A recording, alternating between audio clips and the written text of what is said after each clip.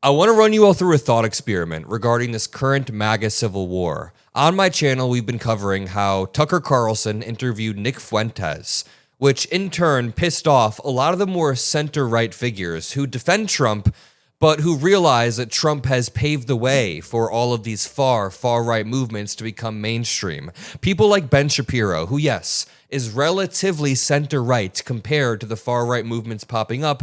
Ben Shapiro is holding the line because he, along with every American, every human, has an incentive to stop anti-Semitism from spreading, stop people like Nick Fuentes and his far-right Groyper movement from gaining power. But the thought experiment that I want to run you through regards Ben Shapiro's moral clarity surrounding this issue. Ben Shapiro has had a lot of moral clarity for a while surrounding Nick Fuentes and his hatred of Jewish people, as he should. Nick Fuentes is a despicable human being who hates black people, Jewish people, all minorities. If you think that you'd be safe, you're not. That's the mistake that some people make. They think that, oh, Nick Fuentes wouldn't. No. Conservatives watching this, you'd be gone too. But the point is, if the Trump administration and if Nick Fuentes were only ragging against trans people in this thought experiment, say that they wanted trans people to be tortured, they wanted trans people to have experiments run on them, would Ben Shapiro speak out with as much moral clarity as he does as when it affects him personally with this anti-Semitism? And I know it's a really crude way of thinking about it, but I feel like these conservatives don't speak up about the bigotry that bubbles up in their own movements until it backfires and hits them personally. You know, another really good example of this is Vivek Ramaswamy in a New York Times guest essay. Yes, a New York Times guest essay from this MAGA Trump-light Vivek Ramaswamy guy. He wrote, quote, "If, like Mr. Fuentes, you believe that Hitler was really effing cool, or if you publicly call Usha Vance a slur for Indian people, then you have no place in the conservative movement, period." It is another example of somebody realizing the bigotry is affecting them. So when Vivek Ramaswamy realized, whoa, there's a lot of anti-Indian bigotry popping up in the Nick Fuentes movement, the far-right movement, and now it's becoming kind of normalized, kind of mainstream. Now Vivek Ramaswamy has a bunch of clarity about this. He did not speak up about cruelty when it was trans people. He did not speak up about cruelty towards black people. He did not speak up when they were throwing around fake statistics to make all black people seem violent. He did not speak up when it was random teachers being targeted by libs of TikTok for just being free. He did not speak up when gay people wanted to express their rights and were being bullied for it. But all of a sudden, anti-Indian bigotry is the line, which, listen, you should not be a bigot. I'm not advocating for any bigotry. I think all bigotry is awful. We draw the line at all bigotry. So I'm not advocating for anything here. I'm just saying it's really convenient that is where you draw the line. Leah puts it in a really solid way. She says, "There's a set of actors in the Republican Party who seem to believe they can hold the line against anti-Indian racism and anti-Semitism while then engaging in a free-for-all hate fest against Haitian, Somalian, and Muslim immigrants.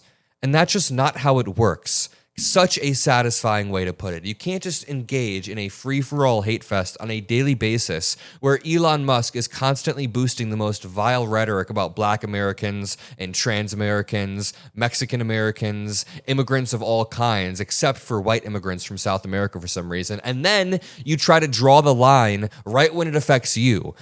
This person puts it well, no, you misunderstood. I said, fuck your feelings. My feelings are very important and must be handled gently, like a tiny little hummingbird. Matthew Gertz, not Matthew Gates, but Matthew Gertz said, "Conservative movement in disarray over whether to discriminate against Muslims or whether to discriminate against Muslims and Jews or Muslim, Jews, and Indians." Which one? They don't know like which group to discriminate against because Ben Shapiro is trying to hold the line right when it affects him personally. Let me just play a minute of this. I actually do find the infighting to be kind of interesting. I've been covering it a lot and I've been following it. The context for this is that Ben Shapiro was speaking at the Heritage Foundation. Remember, the Heritage Foundation crafted Project 2025. They are the backbone of conservative policy.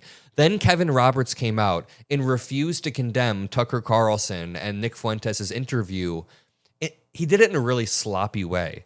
He was like borderline running defense for Nick Fuentes' craziest beliefs, saying that they're a welcome in the conservative movement, that they're a big enough tent to welcome Nick Fuentes. Then there were mass resignations from the Heritage Foundation. People were confronting him at this town hall that they held.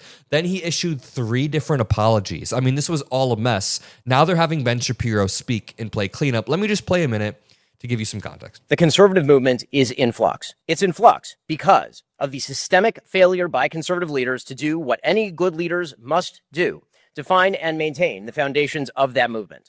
He's actually very, very right here. The onus is on people like Donald Trump, people like J.D. Vance, mainly. I mean, I wish people like Elon Musk, if he was actually a sentient human being and not just a vehicle for ketamine the entire time, but J.D. Vance should speak out with absolute clarity. They're saying slurs about J.D. Vance's wife, Usha, and he won't speak out with clarity. So Ben Shapiro is right when he says the leaders of the movement must speak out.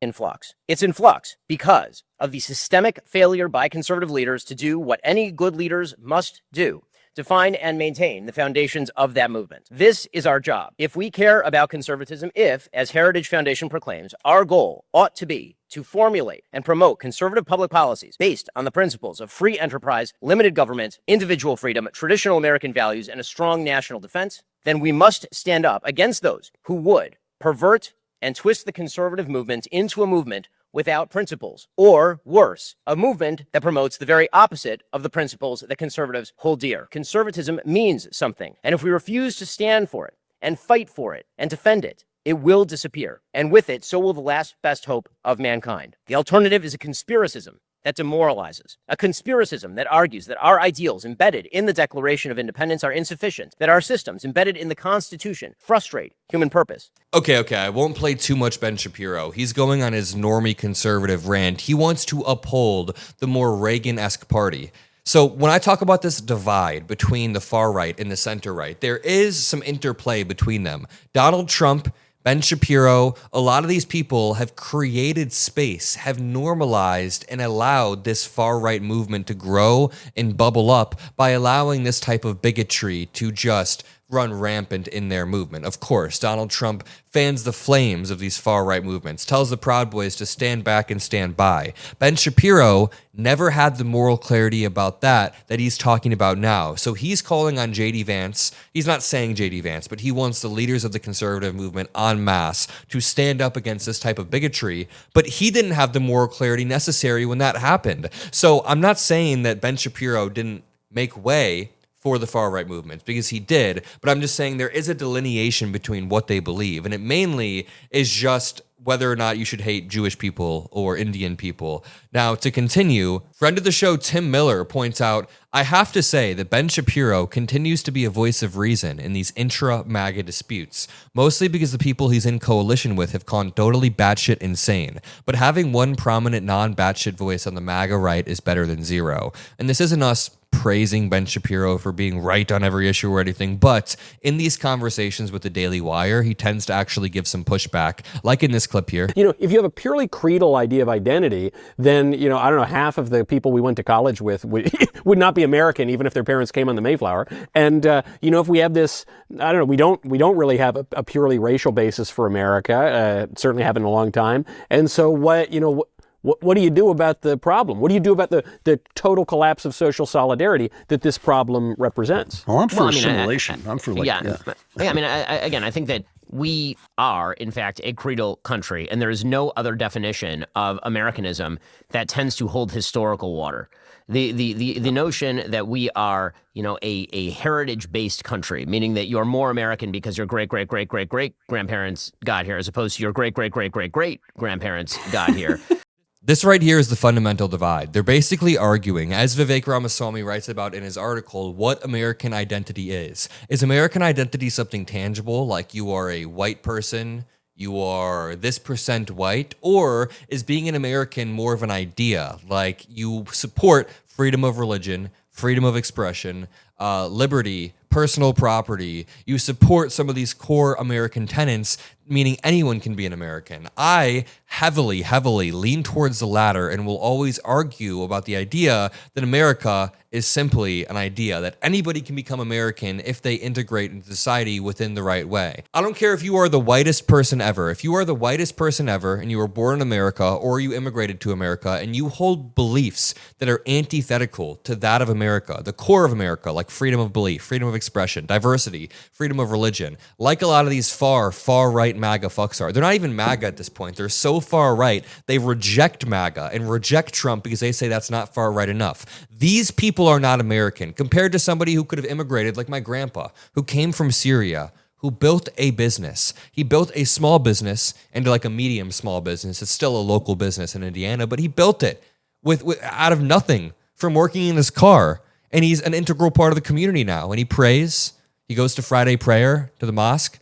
He prays 5 times a day, over and over and over. But he is an integral part of the local community. And that's America, is him accepting his Jewish neighbor. And then they have a Catholic neighbor. They're all good friends. That is America. Not whatever these far right fucks want. I'm going to leave it there. If you appreciate this, drop a like, subscribe. I love you all. Peace out.